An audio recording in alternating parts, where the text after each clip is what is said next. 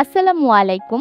নতুন আরো একটা পর্বে আপনাদের সবাইকে স্বাগত। আজকের পর্বে তৈরি করে দেখাবো ডিম দিয়ে মাত্র ৫ মিনিটে তৈরি করা মজাদার একটা কাটলেট। আশা করছি এই রেসিপিটা আপনাদের সকলের কাছে ভালো লাগবে। ডিমের কাটলেট তৈরি করার জন্য ২টা ডিম আমি আগে থেকেই সিদ্ধ করে নিয়েছিলাম। এবার এই ডিম ২টাকে একটা গ্রেটার দিয়ে গ্রেট করে নিচ্ছি। চাইলে আপনারা কাঁটা চামচ দিয়ে ডিমগুলোকে ভেঙেও কাটলেটগুলো তৈরি করতে পারেন, তবে এভাবে করে গ্রেটার দিয়ে গ্রেট করলে মিশ্রণটা খুবই স্মুথভাবে তৈরি হয়।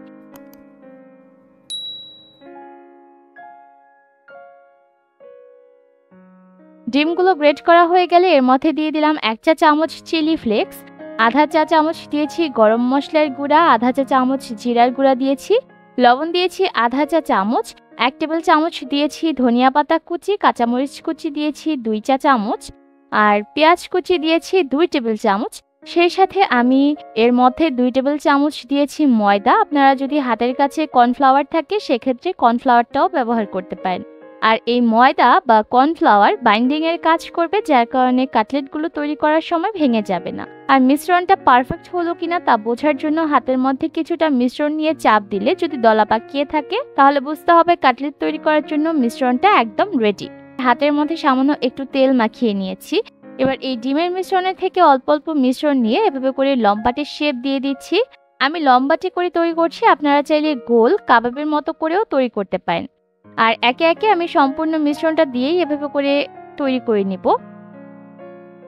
এবার আরো একটা বাটির মধ্যে আমি একটা ডিম ভেঙে নিয়েছি। এবার একটা চামচের সাহায্যে ডিমটাকে খুব ভালোভাবে ফেটিয়ে নিচ্ছি। ডিমটাকে খুব ভালোভাবে ফেটিয়ে নিতে হবে যাতে করে ডিমের মধ্যে সাদা কোনো দলাভাব না থাকে। এবার যে কাটলেটগুলো তৈরি করলাম সেই কাটলেটগুলোকে একটা একটা করে এভাবে করে ডিমের মিশ্রণের মধ্যে চুবিয়ে সরাসরি গরম তেলে ছেড়ে দিতে হবে। আর ডিমের মিশ্রণে এই যে চুবিয়ে নিলাম এর কারণেও কিন্তু কাটলেটটা খেতে আরো বেশি ভালো লাগবে।